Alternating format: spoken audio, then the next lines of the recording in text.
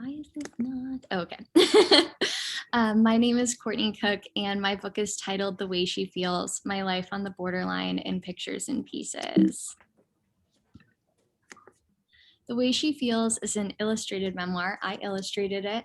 It's my debut, and it's made up of 20 essays that explore my experiences living with mental illness, notably borderline personality disorder.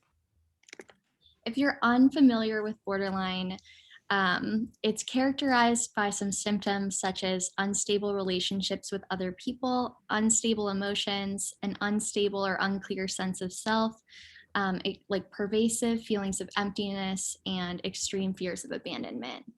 But if you haven't, or if you have heard of borderline before, you probably haven't heard the best things. It's a really misunderstood diagnosis.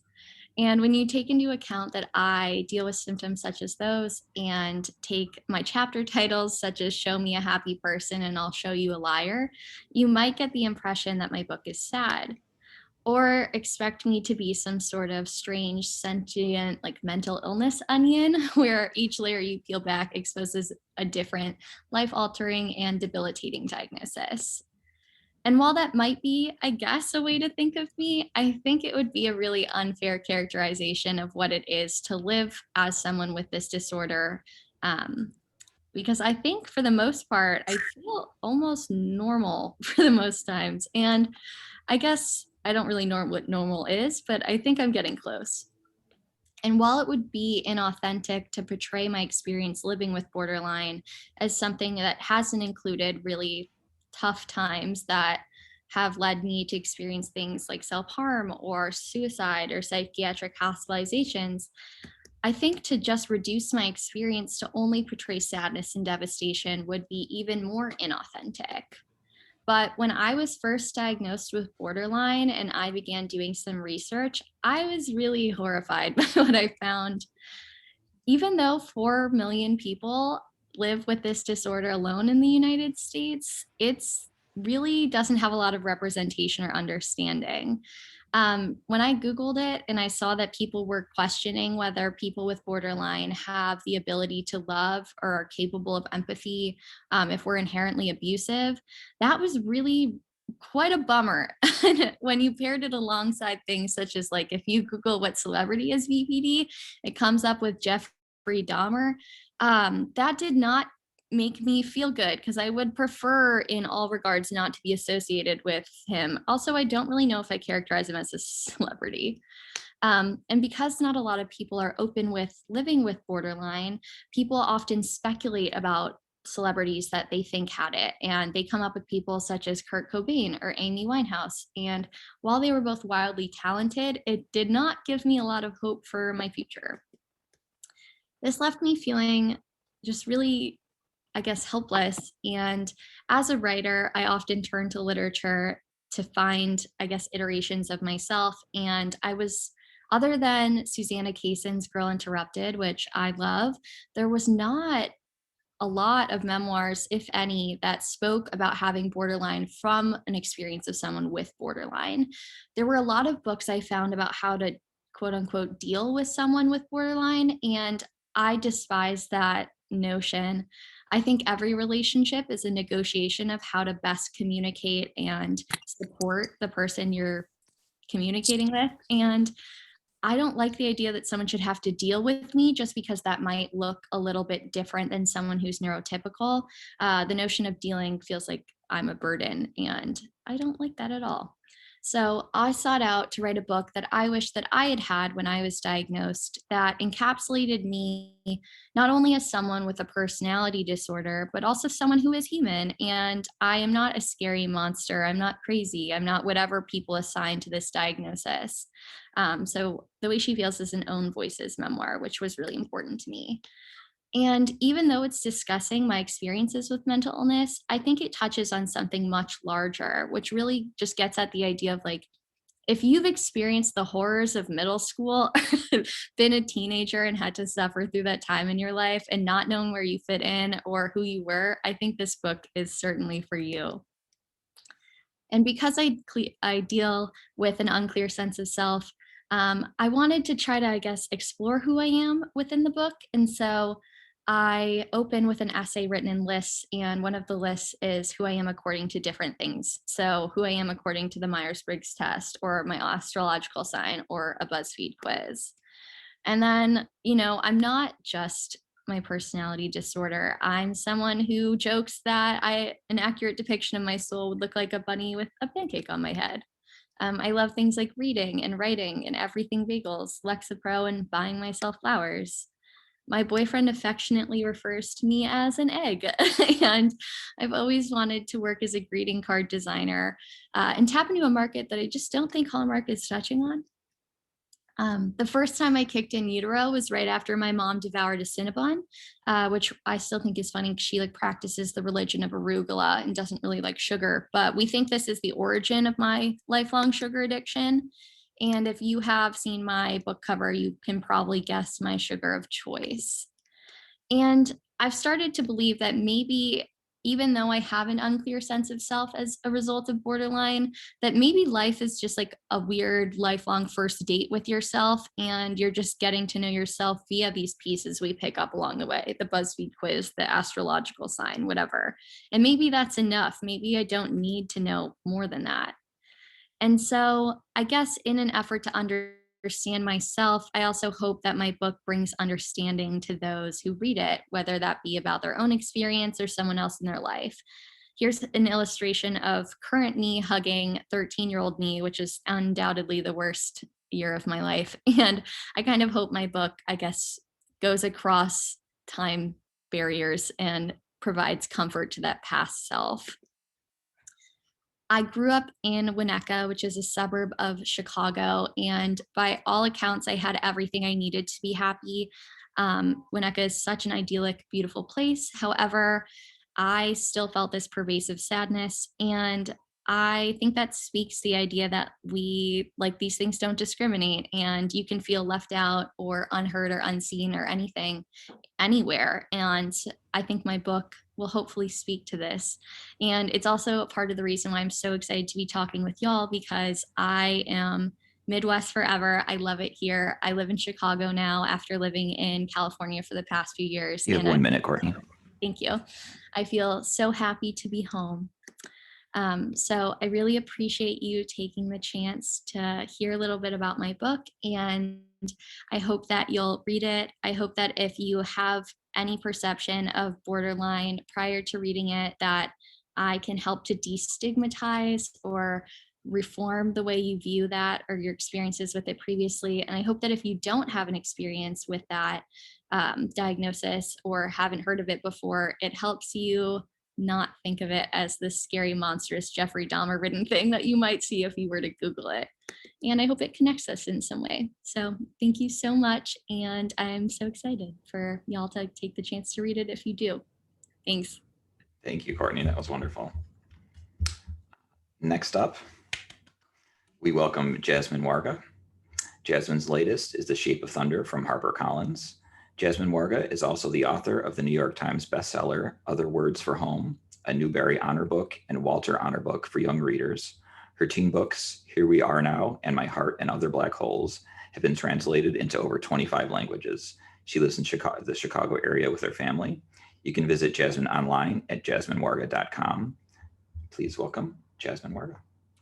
Thank you, Larry. Hi, everyone. I am so thrilled to be with you guys here today. I love indie bookstores and indie booksellers and appreciate the work you guys do so much to support books and authors. So thank you.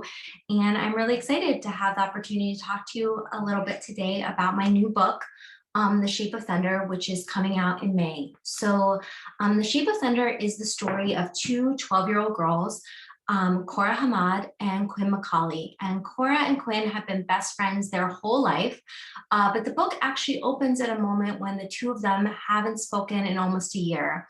And this is because their friendship has been fractured by a tragedy. A school shooting happened at the high school of their small Ohio town. And Cora is reeling with grief over losing her older sister. And Quinn is wrestling with the guilt over her brother's violent actions. And the book begins with Quinn delivering a box filled with articles about time travel and the possibility of wormholes to Cora, because you see Quinn has become obsessed with this idea that it would be possible to find a wormhole in the fabric of the universe and travel back in time and stop her brother, and in doing so, save Cora's sister, save everyone else who was hurt in the shooting, and fix everything. And at first, Cora is really offended by this and thinks that Quinn is nuts and wants nothing to do with this plan.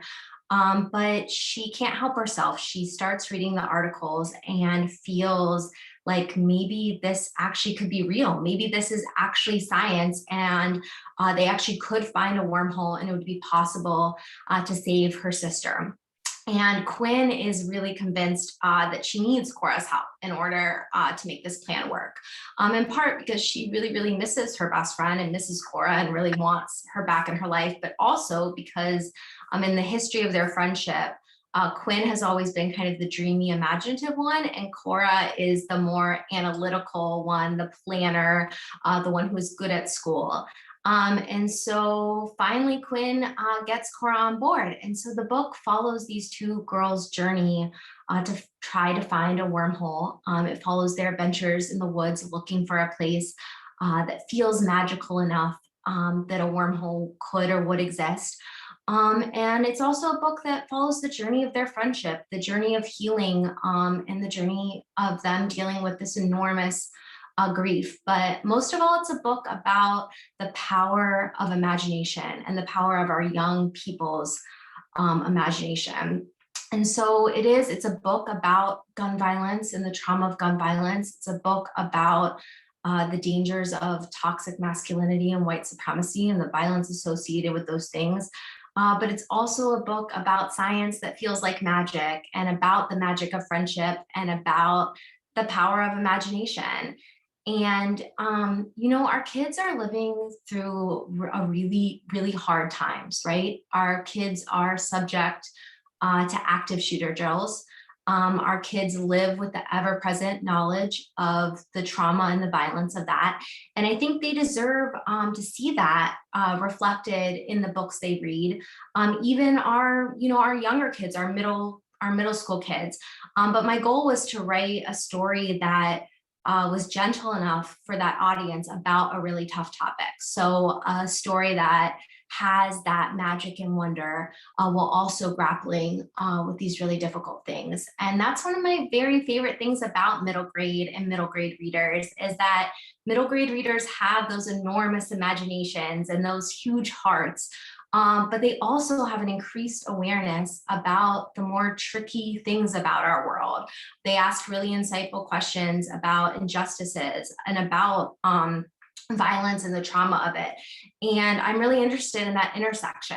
And I hope that The Shape of Thunder is a testament to that intersection, that mix of amazing imagination coupled with insight into these difficult topics. Because, I believe so much in the power of books as conversation starters, and an ability to kind of crack open these difficult topics is a way to kind of broker conversations between young people and the grown-ups in their lives. And that would be my biggest hope, is that The Shape of Thunder could be a book that's sort of used in that kind of discussion or book club way, to let our kids have kind of a vehicle to discuss what it's like to be a kid today, growing up with this knowledge of violence and the trauma of violence. And, lastly, I think that whenever these national tragedies occur, I've been thinking a lot about how newscasters and the like will say things like,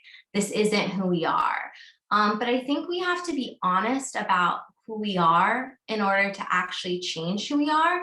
And that's what I hope this book does. It's an honest testament to the way kids feel today, the world that they're living in, but it also is a testament to the power of our kids' imagination. And I think that it's that imagination that's going to move us forward and help us change for the better. So Thank you for giving me the opportunity to talk about the book today. I am really excited to get to be here, and I'm even more excited to get to share the book with middle grade readers this May. So thank you. Thank you so much, Jasmine. That was great. All right, next up, we welcome author Kyle Scheele and illustrator Andy J. Pizza. Kyle and Andy's latest is A Pizza with Everything on It from Chronicle Books. Kyle is an artist, author, and professional speaker who travels across the country using storytelling to inspire and motivate people of all ages. He lives in Springfield, Missouri with his family. You can learn more at kylescheele.com. Andy J. Pizza is the acclaimed illustrator behind the popular podcast Creative Pep Talk and the author-illustrator of many books for children and adults. He lives in Columbus, Ohio with his family. You can learn more at andyjpizza.com. I have to say this book is one of our one-year-old's favorite books. It's one of Vivian's favorites. And when she finds out how you actually make pizza, she's going to be wildly disappointed. But that being said, please join us in welcoming Kyle Scheele and Andy J. Pizza. Awesome. Andy and I are going to split this in half a little bit. I will say this is my first book, and that's evidenced by the fact that this is the first time I'm doing something like this. And I thought that this was an entire panel of children's books. And then the first two books are like really impactful, really meaningful topics and then my book is about a pizza that destroys the universe. So I apologize for that. But I just want to tell you a little bit about the story. Andy and I have been friends for a long time and have always talked about wanting to make stuff together, and particularly children's books. I had given up on the dream of children's books years and years ago. Over a decade ago, I wanted to write books for kids and was actively working on that. And then started to look into like, well, how do you get published? And started reading blogs about submitting to agents and submitting to publishers. And everything I read was just so depressing and was just people saying, like, I'm sure all the other authors on here did the same Googling that I did. And everyone's saying, oh, it's so hard to get an agent and it's so hard to get a publisher and it's just impossible. The numbers are so, against you. And I gave up on that dream for a long, long time. So the fact that this book is like now coming out in a couple of weeks is like a dream come true for me. So this story, it's called A Pizza with Everything on It. And it comes out of a personality trait of mine, which my friend Scott calls me a hyper literalist. I'm a person that just always takes everything very literally. And so I was just thinking about that phrase, a pizza with everything on it. And like, what would that actually mean if you put everything onto a pizza? And so the story is just about this boy and his dad who set out to make a pizza with everything on it. And eventually they put so much stuff onto the pizza that it collapses and forms a pizza black hole. This is the father airlifting a particle accelerator onto the pizza. And then this is when the pizza black hole happens. And when Andy and I set out to make this book, we were just talking about like, well, what do we want a book to be? And what the best kids books are for us are an opportunity for the parent who's reading the book to be the hero, and to make the kid laugh and really like to sort of take credit for the story. And so we tried to put that as much fun into this book as we could, but also we wanted to make the book itself a story of a parent being a hero to a kid. And so the dad in this book is constantly sort of yes-anding everything that the kid says and saying like, the kid says, I want a pizza with everything on it. And the dad he's not grumpy about it. He's not mad when the kid dumps his entire backpack onto the pizza. He takes that and he's like, yeah, and let's do this. And it's just sort of this escalating craziness. And what we really want is for people to read this book and then go make pizza with their kids and go have that experience. And it's been really great to hear even early feedback from initial reviewers and stuff of saying, my kid loves the book and we made pizza because of that. So I don't want to take up all of our time. I want to give some to Andy. So that's my plug for this book. And I hope that people read this book and just end up loving it. The last thing I'll say is that Andy did a phenomenal job on this book. The difficult thing with the kids' book is telling a story and then having the picture not just be a complete visual representation of what the text is. And Andy did such a great job at making this book come alive with all sorts of little elements that there's so many, I mean, you can see there's so many things in this book visually that it's the kind of thing that your kids want to reread over and over again just to notice the details. So Andy, you did an amazing job. I'll let you sort of take it from here. Thanks, Kyle. And I'm happy that we're all here to talk about the important subject of pizza. I do I do feel in comparison to the other people, the subject is just a lot lighter. So by the way, your books sound amazing and really important. I'm blown away. But I'll just talk real quick about the picture making process. A lot of people, when they talk to me about being an illustrator, they're like, oh, you like drawing? And I'm like, yeah, kind of. I do like drawing, but for me, illustration is really more about writing with pictures. It's not so much about the drawing as it is telling a story. And I just thought to tell you a little bit about what this book is to me and why I am so excited about it and passionate about it. I thought I'd just share a little bit of the process of the storytelling with pictures. So like Kyle showed you, hopefully everybody can see that. Got fancy technology there. Don't even have to share a screen. Throwing it up there. There's the cover.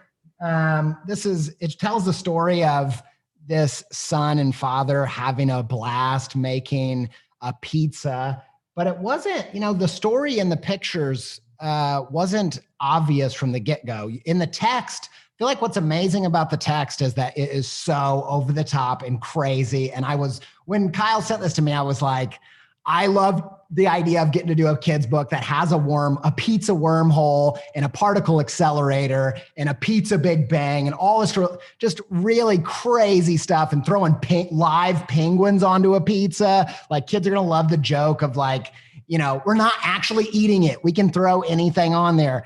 So I loved how crazy it was. But then when I was writing the story with the pictures, the first pass at that, this is one of the early sketches. The first pass of it is, there's one way of reading that text where the kid is kind of a brat and the kid's just kind of like, no more, no, everything. I want everything. And the dad's just kind of like, okay, I'll see what I can do. And, does this make you happy? Does that make you happy? And then I think the turning point of telling the story in the pictures for me was this updated sketch of that, where we're seeing as it turns to craziness and the son is emptying the backpack onto the pizza, that the dad is doing the chef's kiss. And that to me is the heart of the book, because as a parent, I get into thinking about what do parents want from a book? What do they want from their kids' media? For me, sure, sometimes a parent just wants a break when they're watching a TV show or when their kids are consuming something. But for me as a parent, what I love is stories that inspire life. There are shows that my kids watch where they stop halfway through and like, oh, we should play something like that. Like, the things like that are just so powerful to me. And then the stories that we consume together that inspire me to be a better dad, those things are so huge to me. And so when that little sketch turn, let me see if I can get that back, where the dad isn't just like going along to the demands of the kids, but he's like inspired by the craziness. And like Kyle said, yes-anding the whole thing and just being like, it's the times when your parent let go and quit worrying about who is going to clean up the mess. And I think that when you're reading a story with a kid, what ultimately you want is, to be the hero. You're taking credit for the story, which, you're getting all the accolades for that from your kid. But then also you're making a memory with the kid. That's what you want. You want special time with your kid.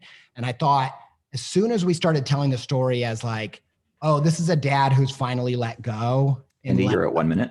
Okay. Let the fun happen. That's when it really started to come alive for me. And there's a color version of Chef's Kiss. And all the way through, when the dad's like, the son in this is now in charge, and the dad's letting him be like the hero of the story and set the tone. And the dad is just happily bringing the particle accelerator in on a lift. And that's where we really started to feel like, what are parents wanting from a book, and realizing they don't want it to just be fun. They want it to be inspiration for life, and both for the kid, but also for the parent. And that's the story that we ended up telling with the pictures. And I'm super proud of it for all you. I want to jump in and say one last thing, which is that it was an absolute blast working with Chronicle Books on this. And the very first thing that they said was, do we need to add pages to this book? to let the story breathe and have extra room, which is not what every other publisher said. Like, we talked to other publishers and they were like, we have to keep it in this. And Chronicle said, how can we make this the best book it is? Like, let's add pages, let's add spreads. And so they really let us create the version of the book that we wanted to create. And so as a result, we are super duper proud of this and can't wait for people to get it into their hands. Great. Thank you, Kyle. Thank you, Andy. That was awesome.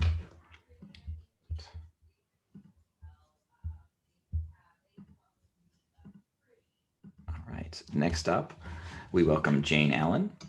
Jayne's latest is Black Girls Must Die Exhausted from HarperCollins. Jayne is a graduate of Duke University and Harvard Law School, an avid traveler. She speaks 3 languages and has visited 5 continents. Drawing from her unique experiences as an attorney and entrepreneur, she crafts transcultural stories that touch upon contemporary women's issues, such as workplace and career dynamics, race, fertility, modern relationships, and mental health awareness.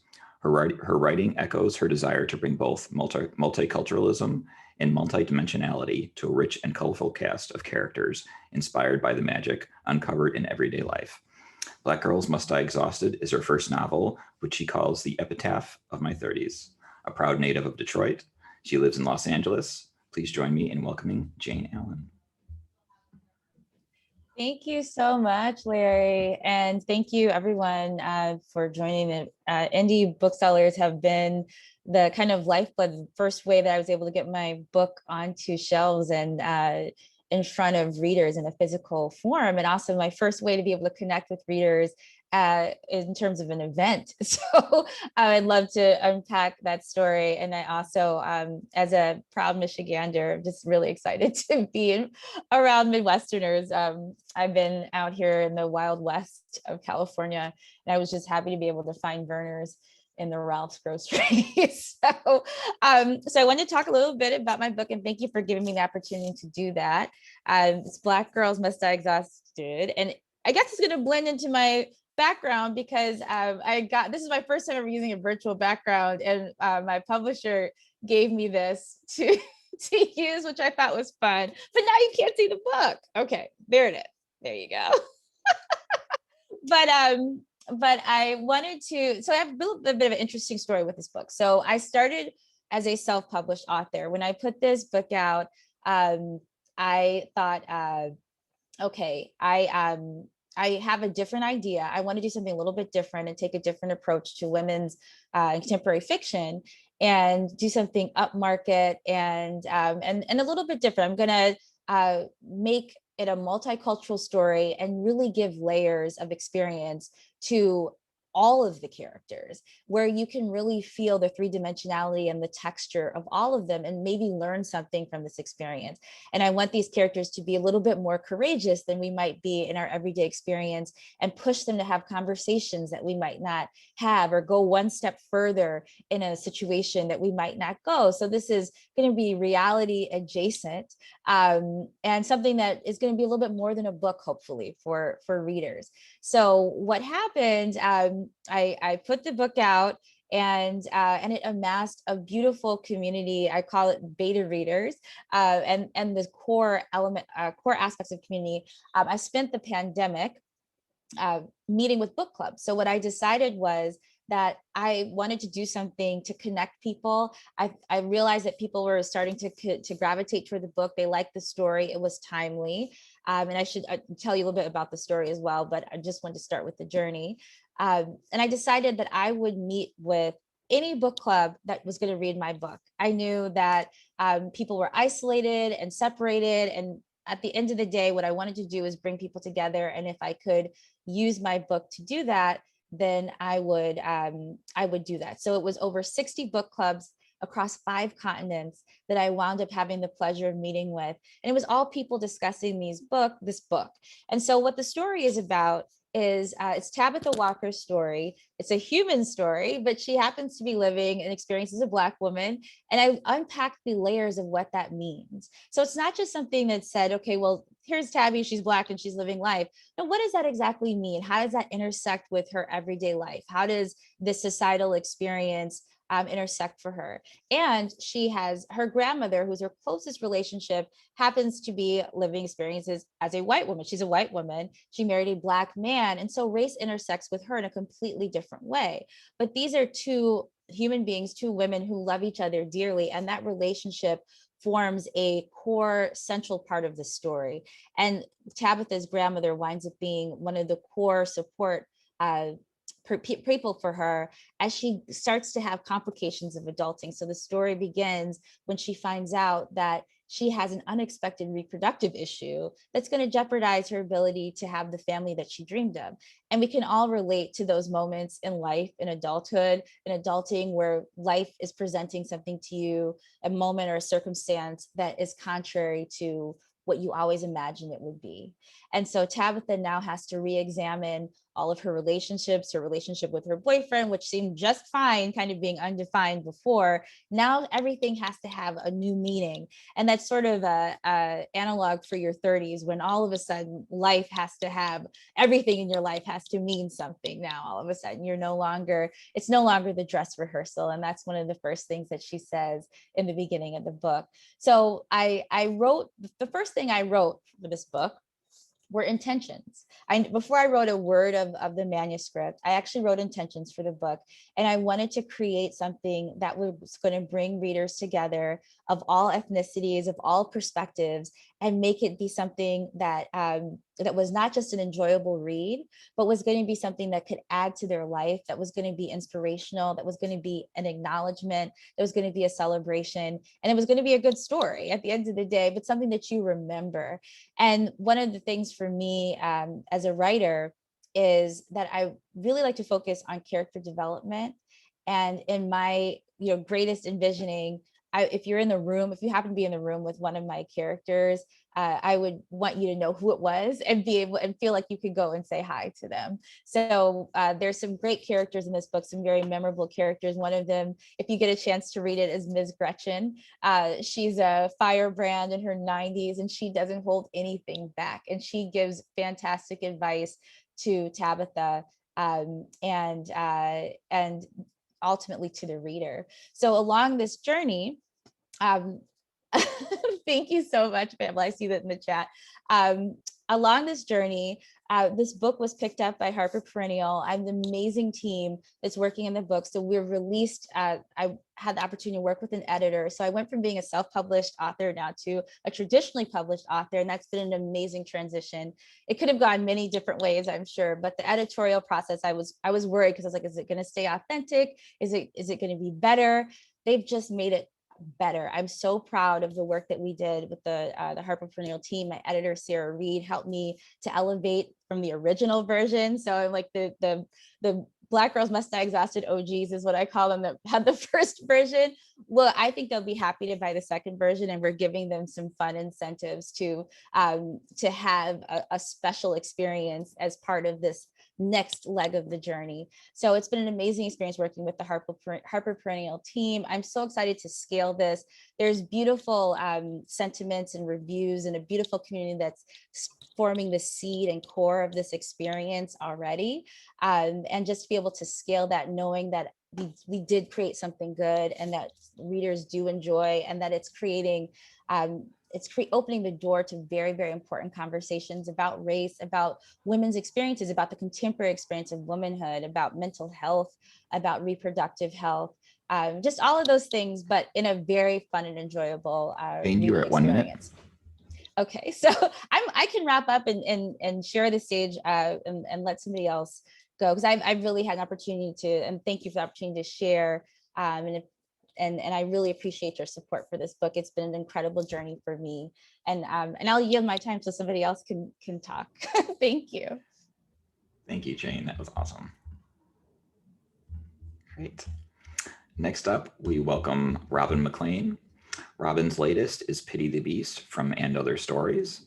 Robin worked as a lawyer and then a potter for 15 years in the woods of Alaska before receiving her MFA at UMass Amherst. Her story collection, Reptile House, won the 2013 BOA Editions Fiction Prize and was twice a finalist for the Flannery O'Connor Short Story Prize. When Tom from And Other Stories sent me the proposal for Robin, one of the first things that was included in the pitch was eco-feminist Western. And if that's all he had sent me, I had still 100% been on board. So please join me in welcoming Robin McLean. Hi, everybody. Can you hear me? Okay. Good. Okay. Thank you for having me. I'm thrilled to be with all these amazing writers. I can't wait to read all you guys your books. Nice to meet you. I am in Reno, Nevada right now. I live about 250 miles away from here.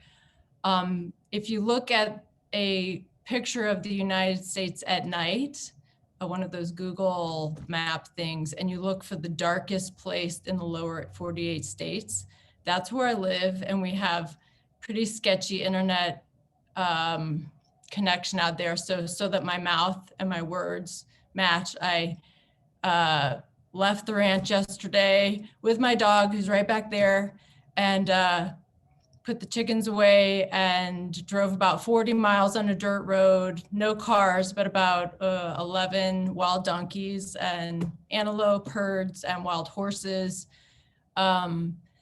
And to get in here so that I can tell you about my book, Pity the Beast, which is coming out from And Other Stories in the fall. It is a feminist eco-Western, which to me means that for 200 years, we've been reading Westerns. We love Westerns. I love Westerns. I love the West. I'm from Peoria, Illinois originally, but I have been living in the West. I'm fascinated by the West. What that means to me is that for 200 years, we've been reading Westerns where women are saved by somebody, and the natural world, the non-human animal world is sort of background, and my book is not like that.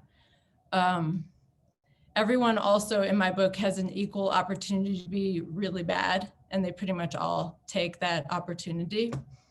I've been practicing talking to you guys by walking up Ike's Canyon, which is this canyon into the mountains, speaking about the book and telling all about the characters and stuff to the mountain lions or whoever is watching me while I'm up there. But then I realized that you guys have that, so I'm not going to tell you that much about it. It's a revenge story or a chase story, a sister story. It's an adventure story into the wilderness. And to do this book, I had to do research, but I did not do it with books. I did it by living in crazy places with very, very interesting people. So I just wanted to talk a little bit about how I did some of the research for this book. So the characters go on a packing trip, what you call a pack trip. You know, we've all seen those in a Western where there's horses and mules, and so you have to know more, a lot of details. And so in order to get the details about this pack trip, I called Oz, which sounds like a place, right? It sounds like a place, but Oz is a cowboy who lives the next valley over, who wears a black hat and Levi's and cowboy boots no matter what. Even if he's, no, not the boots, but the hat, even if he's in the hot spring or that I can see from my house, there's a geyser that I can see from the front porch. But what you do when you do research with Oz is you drive about 20 miles down a dirt road, and he drives about 35 miles over a mountain. And you meet at a crossing we call the event center, which is dirt roads crossing in the middle of a valley that's about the size of Rhode Island with 6 people in it. And you take a washer tub out of the truck and you put some sage in there and you light a fire and you cook some food and you take the cooler out and you drink beer and you say, so what's this thing about mules and horses? Like some people really favor one over the other, and you get a treatise from an expert about mules and horses. And that's my research on how to go packing with mules. I have a friend named Letha who is an expert. She's sort of a Calamity Jane of now. There are such people. She is a mountain lion hunter who takes dogs out when it snows. And one of my characters I need to know what she has to have, what she absolutely has to have on this trip. And so my friend Letha came over and we sat around and took a soak in our hillbilly hot tub is what we call it. And I had her bring her backpack out of her car and we went through everything in there. And so that was helpful to me. On the weekends where I live, you might get a call and say, we're having a branding at your neighbor's house, which is 20 miles away. And you go down there. And for me, I'm not, a branding is a really moving experience to watch or take part in. But this is how I've been living my life. So I live in a place where the West is actually still happening. It's not a movie. It's people living a life of the land, interacting with animals in a way that's visceral, and life and death is right in front of you all the time.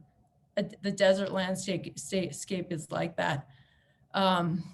So I have lived in places where I lived in Alaska for 17 years. The beginning of the book starts with a horse that's been impregnated by a percheron that's too big, and she's in labor, she's having a hard time.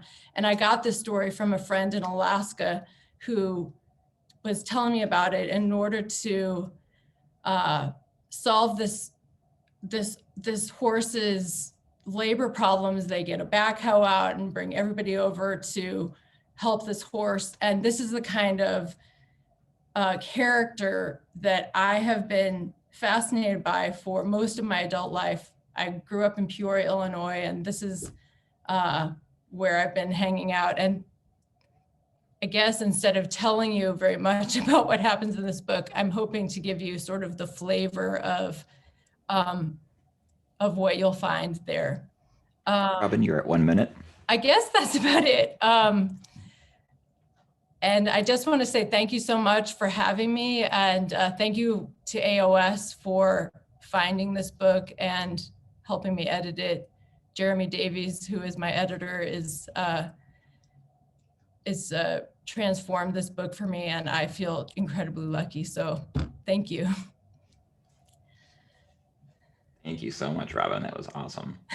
I can't wait to read that. I'm from Illinois, and you can't see in my office right now because where I'm sitting, but my entire wall in front of me is Frederick Remington prints right now. So enjoying that while you were talking. Come on out. Yep. Great.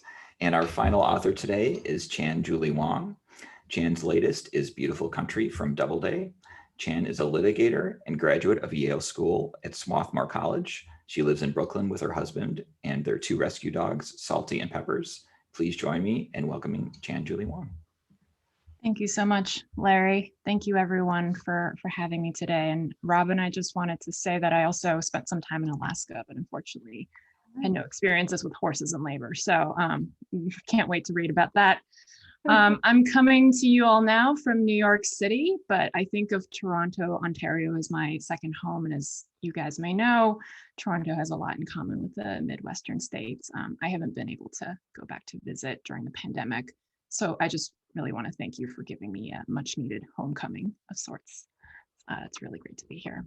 I know that you're here today to hear from authors, but I just want to pause for a minute and have each of you reflect on your own childhood. I'll give you a guided meditation of sorts. A few questions. When did you first discover your favorite book? What was the first secret you ever kept? What was your first prank ever? And finally, when did you learn to be ashamed? My name is Qian Julie Wang, and in 1994, I moved to New York City from China at age 7. For years thereafter, I lived in undocumented status and poverty with my parents. Now, I realize that sentence came out of my mouth fairly naturally just now, but I kept that fact a secret for over 20 years. Immediately upon stepping foot here, I learned to be ashamed of my race and ashamed of how, quote unquote, illegal I was. My memoir and debut is titled Beautiful Country, which is a direct translation of the Chinese word for America, Meiguo. We actually just got the galleys a few days ago. It's my first time seeing my book in print. The book is about my undocumented years, and it's told from my childhood perspective. Even in my years of secrecy, I always dreamed about writing this book. You see, I learned English largely on library books. So I worked my way from the Berenstain Bears to Amelia Bedelia and Charlotte's Web, through the Babysitter's Club, Sweet Valley Twins, and Where the Red Fern Grows, and The Giver. But in each and every one of my beloved books, I saw no one like me, living the life my parents and I lived in Brooklyn. So as a kid, I wondered aloud about one day finding a book that might show me that someone out there had lived our lives and made it out to the other side okay. In response, my mom always told me, that will be you. And that was the thing about my parents and what really got me through. No matter how hungry I was, my mother never failed to remind me that it was all temporary. And no matter how scared we got, my father never stopped trying to make me laugh. And luckily in our situation, my mom was right. It was all temporary, though it's not always the case. But even in our situation, the shame was not. I spent so much of my adult life thus far running from my childhood, as I can imagine many people do for various reasons, lying about my past, burying my sense of self, and hoping to find in that charade something that might finally validate my belonging and my worth. But then 2016 arrived. I became a citizen in May, which was 22 years after I first stepped foot here in this country. In November, the election woke me up. I was dismayed at the state of the country that I had finally received permission to call home. But I discovered also that I had a newfound privilege, power, and thus responsibility to tell my story, as much for myself as for everyone else who no longer has, who still does not have the safety to step out of the shadows. It wasn't easy. I wrote the first draft on my daily subway commute to and from work at a major law firm using my iPhone Notes app. And I jumped around the book a lot. Some memories were just too hard to revisit. But in time, for better or for worse, I was able to live it all again. I could feel the metal scissors I used in the Chinatown sweatshop, my little hands shaking under their weight. I could smell the salmon as my mother worked in the sushi processing plant, where her hands turned purple from soaking in ice water for 10 hours at a time. And I could see the Christmas lights of Fifth Avenue for the first time all over again, falling in lust once more with New York City and the promise of the American dream. In writing this book, I tasted my long-buried hunger and fear, but also saw the light my parents and I clutched, the jokes, songs, and hopes that kept us buoyant in the sea of undocumented life. Now, people often ask me what message I hope readers will take from Beautiful Country, but I think of my memoir not as a message, but as a journey, not a letter, but a train ride. Beautiful Country is an exploration of what it means to make a home. And perhaps even more than an immigrant narrative, it's a return to that wondrous and terrifying world of childhood, back to that time when we were all still tender and open and vulnerable. It's a voyage into the love, pain, and secrets of family, a flight into the confusion, resilience, and delight of coming of age. In the vein of Angela's Ashes, which made us laugh through its heartache, Beautiful Country embarks on a special excursion into the childhood wounds, love, and laughter that still form the indelible core of our adult selves. And I do hope you'll consider joining me on that journey. Thank you so much. Thank you, Jan. That was a beautiful way to end our event today. That was great. All right, that concludes our Spring Forum Meet the Authors event today. Please join me in again thanking Courtney Cook, Jasmine Warga, Kyle Scheele, Andy J. Pizza, Jayne Allen, Robin McLean, and Chan Julie Wang. Please also join me in thanking HarperCollins, Doubleday, Tin House Books, and Other Stories and Chronicle Books. Just a reminder, our event with Jonathan Franzen starts at 12:30 Central Time. I'm going to throw that into the chat right now so you can grab it. This video was recorded. I'm also going to save the chat log, and it will be available this Friday on the GLIBA website and will be sent out in an email to everybody. Thank you all for coming.